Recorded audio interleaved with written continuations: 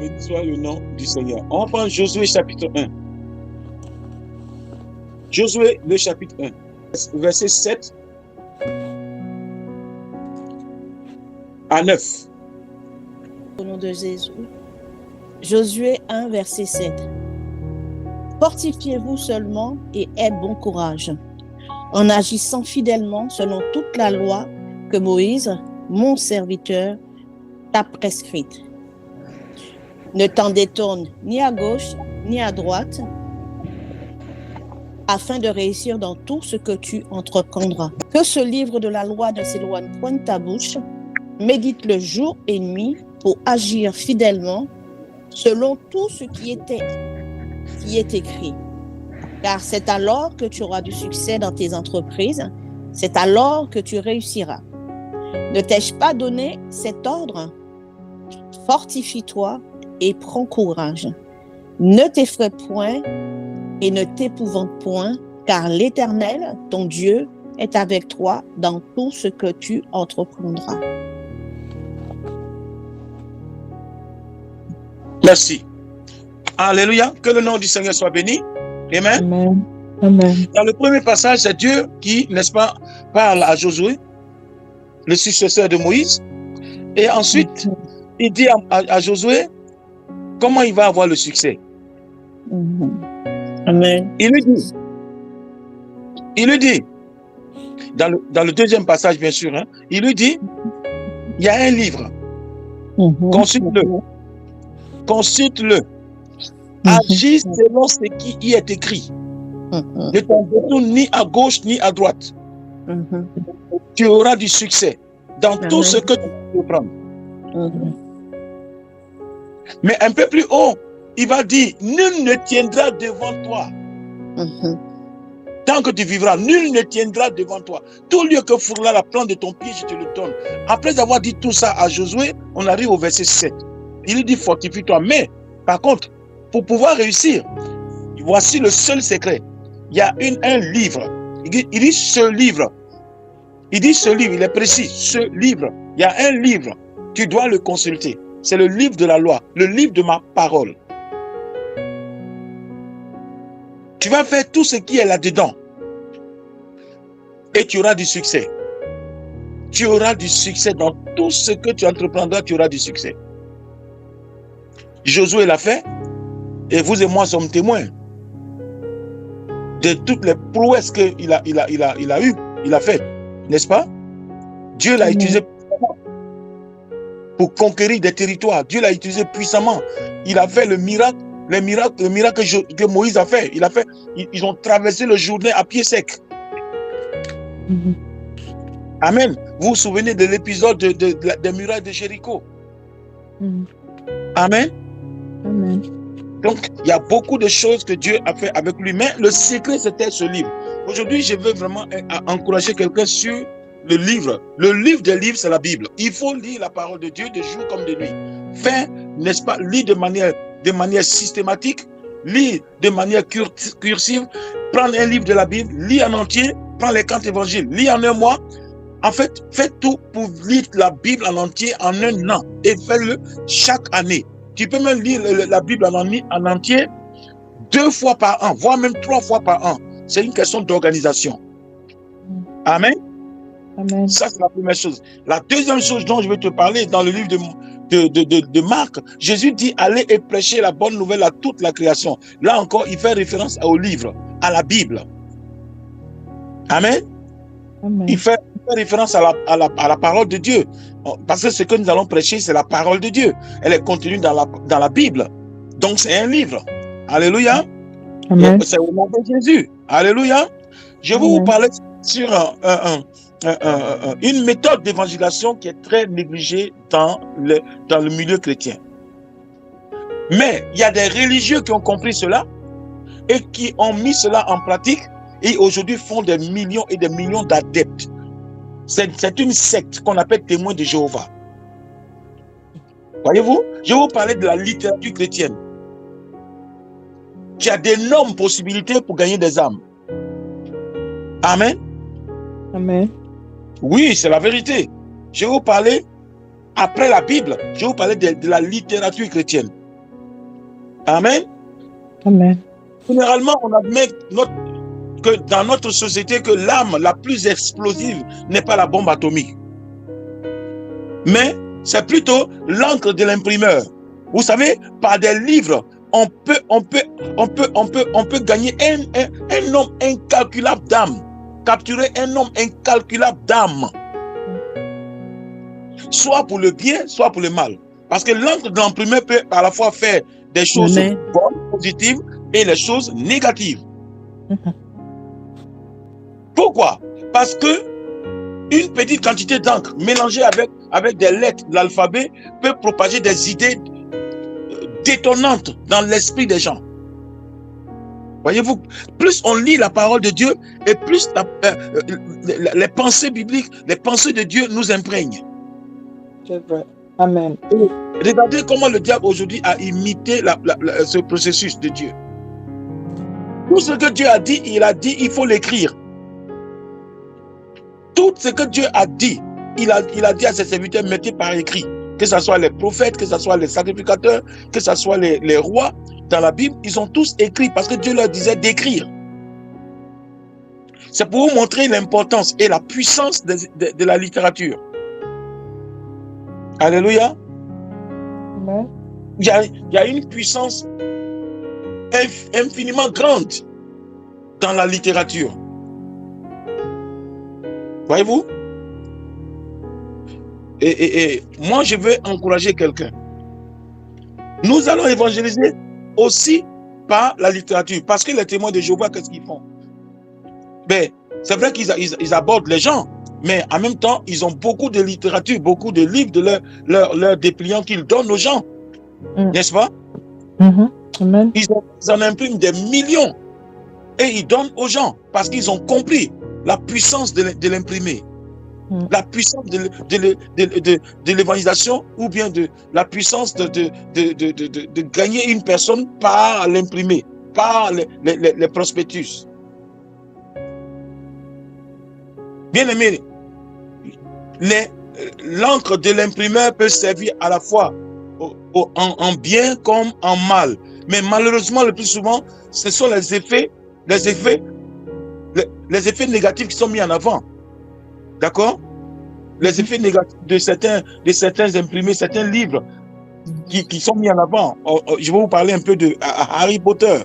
Non? Ouais. Harry Potter, après la Bible, c'est le livre le plus vendu au monde. C'est-à-dire qu'ils ont réussi à ensorceler des millions et des millions d'âmes par l'écrit. Je vous dis la vérité, je ne raconte pas des mensonges.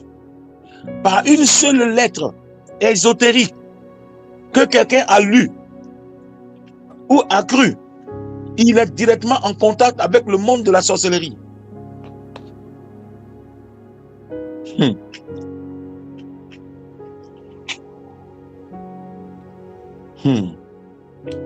Mais malgré que les effets négatifs n'est-ce pas, sont très en vue, les effets positifs de la littérature l'emportent. Amen. Les effets positifs l'emportent sur le mal. Alléluia. Amen. Alléluia. C'est pour ça que Dieu dit à Josué, il y a un livre, c'est mon livre, il faut le consulter, tu réussiras. Ce que j'ai fait avec Moïse, je le ferai avec toi aussi. Amen. Donc, Amen. Bien aimé, je vais vous donner quelques ce ne sera pas long, hein. De toute façon, on n'a pas beaucoup de temps, il me reste peut-être 6 minutes. Hein. Les avantages. Les avantages de mettre, n'est-ce pas, les pages imprimées au service de l'évangile du royaume. Les avantages de mettre les pages imprimées au service de l'évangile du royaume. Ces avantages sont considérables. Le Seigneur dit d'évangéliser jusqu'au monde entier. N'est-ce pas? Il dit à Jérusalem, en Judée, en Samarie, jusqu'aux extrémités de la terre. Est-ce qu'on est tous d'accord ou pas? Vous comprenez bien ici qu'on a tous envie d'aller évangéliser jusqu'au monde entier. Mais dites-moi, comment concrètement on peut le faire? Peux-tu aller en Chine, parcourir toute la Chine, en Russie, parcourir toute la Russie, en Mongolie, en Australie, en Afrique et partout? Combien de temps tu auras besoin pour faire ça? Comment peut-on évangéliser le monde entier en une génération? Eh bien, on peut le faire par la littérature aussi. Amen. C'est vrai, on peut le faire par la télévision, par la radio, par les réseaux sociaux, mais on peut le faire aussi par, et surtout par la littérature. Je vais vous en donner quelques avantages. Amen. Premier avantage, la parole écrite ne connaît pas la peur. Dis Amen avec moi. Amen. La parole écrite ne connaît pas la peur. Elle ne tremble pas, elle ne tremble devant aucun homme. Parce que c'est une littérature.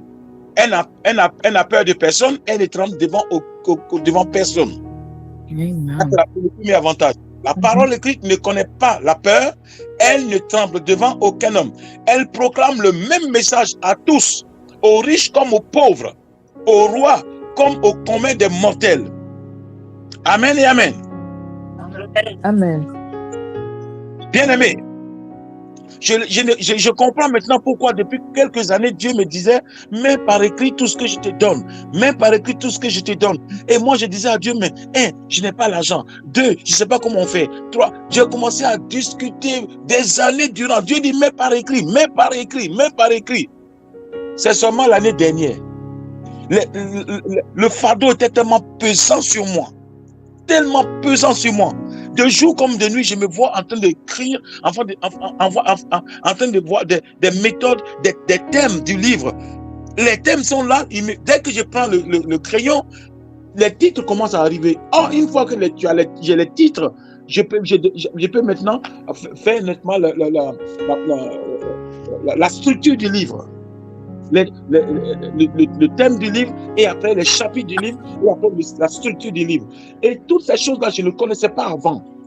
Mais dès l'instant que j'ai obéi, ça a commencé à se manifester. Gloire à Dieu. La parole écrite ne fait pas la peur. Elle ne tremble devant aucun être humain. Elle proclame le même message à tous.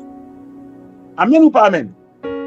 Amen. Elle proclame le même message aux riches comme aux pauvres, aux rois comme aux communs des mortels. Ça, c'est la première chose. La deuxième chose, elle ne prend jamais le contrôle d'elle-même.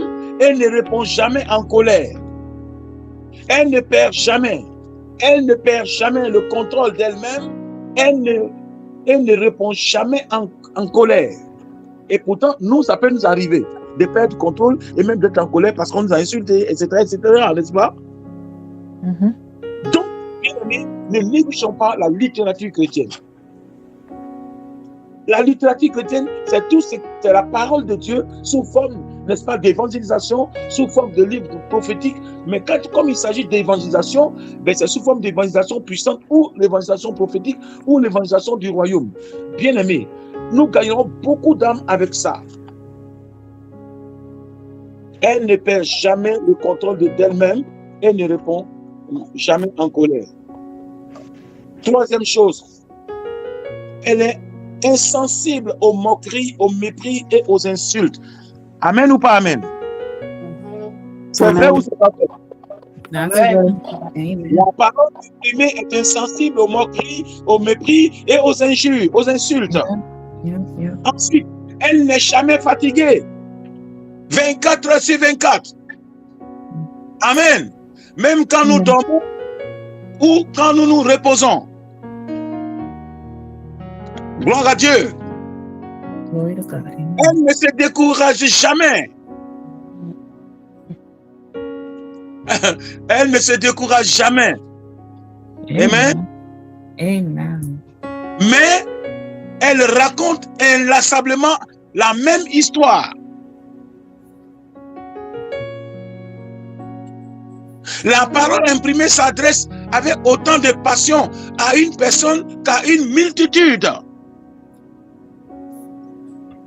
Et ainsi avec autant d'intérêt à une foule qu'à un individu. Amen. Yes. La parole imprimée capte le lecteur toujours dans ses meilleures dispositions, car elle ne lui parle que s'il a décidé d'écouter. C'est ce que la parole imprimée fait. Elle capte le lecteur toujours dans ses meilleures dispositions. Pourquoi? Parce qu'elle ne lui parle que s'il a décidé d'écouter. C'est parce que tu veux écouter que la personne veut écouter qu'elle lit. Et ce qu'elle lit, elle y prête attention. Alléluia. Elle peut être toujours reçue, lue, étudiée en secret. Il y a beaucoup d'avantages. Hein? Il y a beaucoup d'avantages. Je vais m'arrêter ici. Elle fait l'objet d'une attention sans partage. Elle fait l'objet d'une attention sans partage dans les moments calmes. Elle s'exprime sans aucun accent étranger. Amen ou pas amen? Elle dure plus longtemps que la voix humaine. Gloire à Dieu. Wow. Elle dure plus longtemps que la voix humaine. Elle ne compromet et ne change jamais son message. Ce qui est écrit, il est écrit. Jésus a dit à Satan, il est écrit. Satan parle. Jésus dit, il est écrit. Satan attaque encore. Jésus dit, il est écrit. Donc, la parole imprimée ne compromet et ne change jamais son message. Elle continue à parler et à délivrer son message avec clarté quand les discours prononcés sont oubliés et perdus. L'apôtre Paul, les patriarches, les rois dans la Bible ont parlé, mais ce qu'ils ont mis par écrit, malgré qu'eux, on n'entend plus leur voix, on peut lire leurs écrits. Quelqu'un peut dire amen à ça? Amen. Amen. La parole imprimée est appréciée par les gens de toutes les nationalités. Elle n'est sujette à aucune maladie. Que le nom du Seigneur soit béni. Amen. Vous savez, le moindre traité, prospectus, flyer, le moindre traité peut agir comme la fronde ou la pierre dans la fronde de David. Amen. Je vais vous donner un témoignage. Permettez-moi, ça va être rapide. Je priais un jour et puis il y a une personne qui est venue me rendre visite. Après un moment, assise 45 minutes, en train de m'écouter, en train de prier. Hein? Moi, je ne me suis pas levé, je voulais me lever pour lui ouvrir la porte. Je n'ai pas pu me tenir debout, j'étais à genoux. Donc, je suis resté à genoux, longtemps à genoux. Je vais me lever, je ne peux pas me lever. J'entends l'esprit qui me dit de prier, de ne pas me lever. Et la personne entre, je sais que la personne est rentrée dans mon studio à l'époque en Allemagne. Et donc, qu'est-ce que la personne fait? Elle s'assoit dans mon fauteuil, dans mon divan. Et moi, face au mur, donc je suis en train de prier. 45 minutes, à peu près 1 heure. Quand je finis, je me lève. La première chose que la personne me dit, mais Félix, j'ai l'impression que tu étais dans le feu. Ta maison ici, c'est comme le feu. C'est pas la chaleur, mais c'est le feu. Est-ce que tu as senti cela? Je dis, je sais que j'ai prié, mais le feu dont tu parles, je ne sais pas, mais bon, je sais que j'ai prié, c'est tout avec ardeur. Il dit, non, c'est comme le vrai feu. Je dis, ah bon, de quoi tu parles? Écoutez-moi bien. Il dit, Félix, je t'ai pris, écoute-moi, ce que j'ai dit, c'est la vérité. J'étais comme vraiment dans le feu, comme le vrai feu. Tu n'as rien senti? J'ai dit non, mais je priais avec ardeur. Mes nerfs, mes muscles, etc., etc. C'est normal. Il m'a dit c'est plus que ça. Et il a commencé à me parler de comment lui, il est dans la sorcellerie et comment depuis des années, il envoûte les personnes, comment depuis des années, il envoûte des églises, des pasteurs mal affermis, des églises mal affermies, comment il se promène, etc., etc. Et puis il me montre sa montre et puis et puis tout son appareil sur lui, ses accessoires sur lui, en me disant que sa montre était hors plaqué, bien sûr, très belle, mais en fait, c'était son antenne pour appeler les forces des ténèbres. Il faisait un code, et puis, soit il envoûte une jeune fille qui va le retrouver plus tard chez lui à la maison. Bref, il a dit plein de choses comme ça. J'ai dit, mais tu me racontes ces choses. Pourquoi tu ne vas pas voir le pasteur? Pourquoi tu ne vas pas voir le pasteur? Et c'est à moi tu en parles. Moi, je ne suis pas pasteur. À l'époque, je n'étais pas encore pasteur, mais je commençais. L'appel de Dieu était très fort sur moi. Et maintenant, bref, finalement, Il va rentrer chez lui. Je vais lui dire, on va voir le pasteur, il va faire ta délivrance. Quant à moi, je suis en train de servir le Seigneur à ma manière. Je suis en train de prier. Je suis dans un moment de consécration. Va voir le pasteur. Dans la nuit, bien aimé, entre mercredi et jeudi, la nuit de mercredi à jeudi, vers 3-4 heures du matin, il me semble, voici que dans le rêve, je suis en train de partir quelque part et derrière moi, quelqu'un m'interpelle. Je veux me retourner pour voir la personne. Je reconnais la voix de celui qui m'avait vu tout à l'heure, qui m'avait vu la veille. Je reconnais la voix de ce jeune homme-là. Et donc, comme je reconnais sa voix, je veux tourner et je vois comme un parchemin dans sa main. Et il me dit, Félix, regarde ce que j'ai en main. Et je reconnais dans mon esprit, je n'ai même pas vu le parchemin. Je reconnais dans mon esprit tout ce qu'il avait, un parchemin. Et avec des écritures dessus. Écoutez-moi bien. Alors je vais me retourner pour regarder. On m'empêche de regarder. Je vais me retourner vers la gauche pour regarder parce qu'il était vers ma gauche. On me fait tourner à droite. Il avance encore, il veut me monter vers la gauche. On me fait tourner à gauche. Sans le faire, c'est comme si j'étais sur une plaque tournante. Et on m'empêchait de regarder. Je ne comprenais pas ce qui arrivait. Et 3 fois comme ça, il m'a interpellé dans le songe. Et puis, 3 fois, on m'a fait tourner comme si j'étais sur une plateforme qui tournait en rond comme chez un potier. Alors, je me réveille, je me mets à prier. Le Seigneur me dit, dans ma prière, pendant que je priais, quand ce jeune homme va arriver, par rapport au rêve dont tu penses que je t'ai montré, quand il va arriver, il faut lui en parler. Ne cache pas, dis-lui ce que tu as vu cette nuit en rêve, comment lui, il tenait un parchemin et il a voulu que tu regardes. Dis-le lui et ne cache pas. Donc vers l'après-midi, vers 11h, non pas l'après-midi, vers 11h, voici le jeune homme qui arrive chez moi à la maison. Et quand il vient chez moi à la maison, il est assis et je lui dis, voici, cette nuit, c'est curieux, je t'ai vu en rêve. Tu tenais un parchemin, une sorte de lettre. Il y avait beaucoup d'écritures là-dedans et tu voulais que je lise.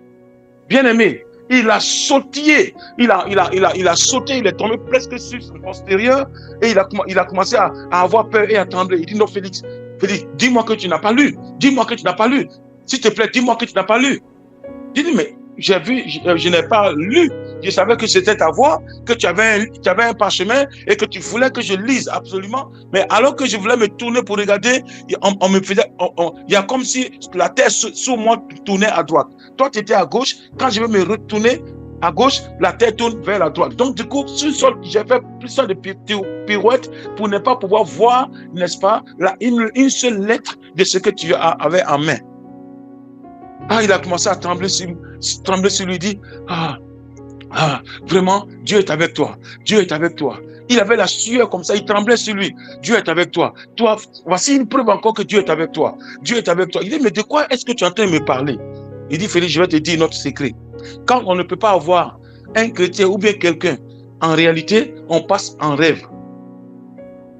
Si la personne lit une seule lettre, s'il y a 1000 lettres, 1000 mots ou 1000 lettres, il lit seulement une seule lettre, la personne est directement dans notre camp. Vous m'entendez? Vous m'entendez, chrétien ou pas? Je suis en train d'avertir quelqu'un pour que tu dis au Seigneur, quand je suis en train de dormir, cache-moi dans ton sein. Cache-moi dans ton sein. Il y a des gens qui sont négligents, on les avertit, ils pensent que Dieu va tout faire à leur place. Mais vous savez, Dieu nous avertit par les témoignages aussi. Amen. Et il a commencé à trembler sur lui. Il dit, Félix, vraiment, je vois que Dieu est avec toi. Ça, c'est un premier signe. Parce que, et puis il me dit, dans le monde de la sorcellerie, quand on n'arrive pas à envoûter quelqu'un, parce qu'il a le feu comme toi, tu as le feu là, on veut tout faire pour le mettre dans notre camp, donc on passe en rêve, parce que sa raison n'acceptera pas. On va voir si son esprit ou son âme peuvent coopérer avec nous. Donc on passe en esprit pour pouvoir l'enrôler. J'ai dit, quoi? Donc tu as fait ça? C'est mon gourou, le démon que j'invoque, c'est ce qu'il dit, hein, qui a pris mon image pour te tromper. En fait, c'était lui, c'était le démon. Et tu n'as pas pu lire. Parce que toi, vraiment, Dieu t'a préservé. Mais il y a beaucoup de gens qui sont chrétiens, mais ils sont dans notre camp. Pourquoi? Parce qu'ils n'ont pas une vie rangée.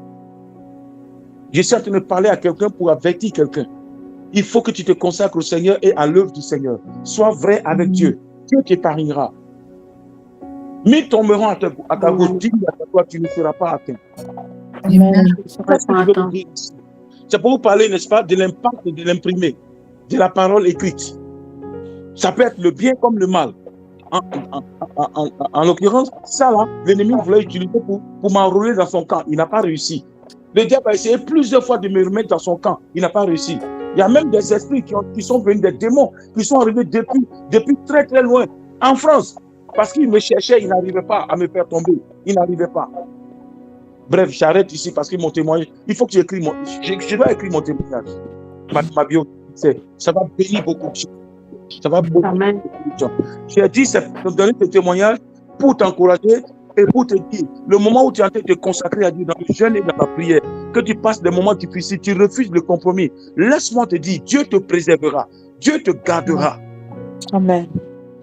Dieu va te garder. Les sorciers Satan lui-même ils ne pourront pas t'avoir. Dieu va te préserver. Et quand le moment va arriver, Dieu ne se gênera pas de te rendre prospère à tous les niveaux. Amen. Tu auras le courage de rendre témoignage à la télévision, à la radio et dans les livres, parce que tu t'es pas compromis pour avoir ce que tu as. Amen. Amen. Que le nom du Seigneur soit béni. Voilà.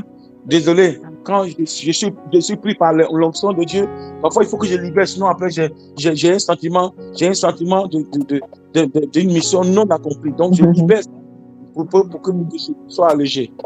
Amen. Amen. Que le Seigneur te garde. Tous les sorciers qui rôdent de toi en réalité,